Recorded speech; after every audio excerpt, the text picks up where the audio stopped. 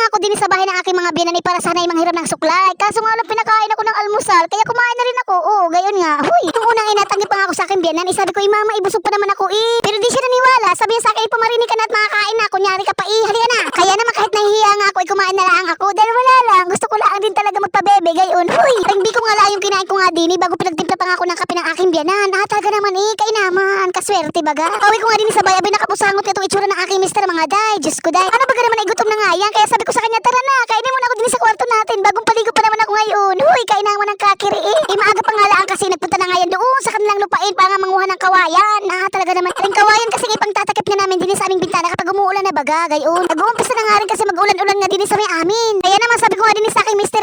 Naku papa, kailangan na talaga natin malagyan ng takip para yung ating bintana. Oo, huy, sikire. Bago nung matapos na nga niya talian lahat-lahat, kinabit na nga rin niya din sa aming bintana. Hirap na hirap pa nga siya ipasok. Sabi ko sa kanya, idiin mo, kaya naman kaya di ka ba marunong mag-shoot? Huy, kakire. Bakit sa ibang butas marunong ka mag-shoot? Samantalang din sa ating bintana malalaki yung butas, hindi ka marunong mag-shoot? Huy, kalandi. Wala lang, sinabi ko lang, gayon. Bago nung maipasok na nga niya ring kawayan, abay grabe ang tuwa, kay naman. Bago sabi ko nga sa kanya, napaka-very good mo taga gumawa ng takip din sa ating bintana. Bitin sabi ko nga din sa kanya, mababasa pa yung ating mga gamit sa loob kapag mayroon ng rain. Talaga naman, kaya naman hinayaan ko na nga lang siya sa gusto niyang gawin. Bahala na siya, kainaman Mamaya kapag inaway ko pa yun, baka mag-cost ng damage sa aming pamilya. Ayoko nun. Uy, gusto ko ng kakirihan, gusto ko ng kalandian kapag nandyan si Mister. Kainaman ang kakiri talaga wala, hindi ako makapagpigil kapag naandyan si Mister. Nalabas yung kakirihan ko, gayon. Alam nga naman sa iba ko kumirengke, Mister ko yun, kainaman kayo. Wala lang, sinabi ko lang, gayon. Gumayak na nga rin kami ng aking Junakis dahil mapunta nga kami ng bayan dahil may napita lang nga sa akin ng blessing. Agoy, syempre tuwang-tuwa ako. Alam nga namang maiyak ako, kainaman kayo.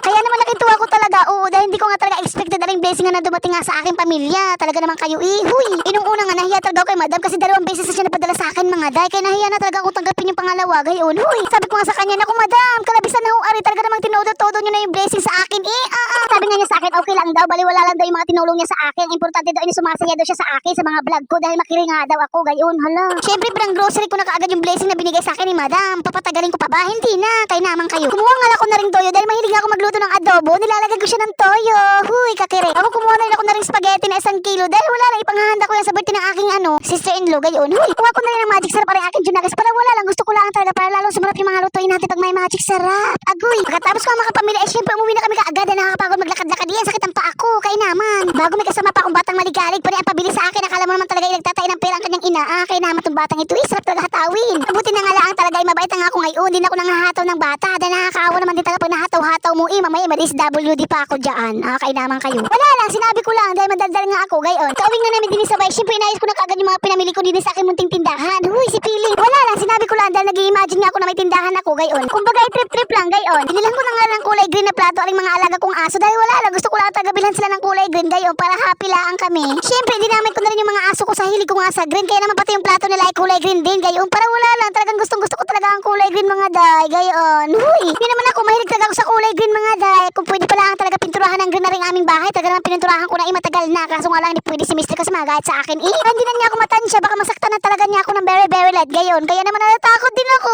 Oo, huy. Siya hanggang dito lang muna mga day, marami pang akong gagawin ngayon. Kaya naman kayo Bago naman maos pa nga ako din, kakasigaw sa akin Junakis. Katigas kasi ng ulo hanggang dito lang mga day, maraming salamat sa panonood. Paalam. Mahal ko kayo kahit makiriat talandi ako. Oo, gayon nga. Chup chup.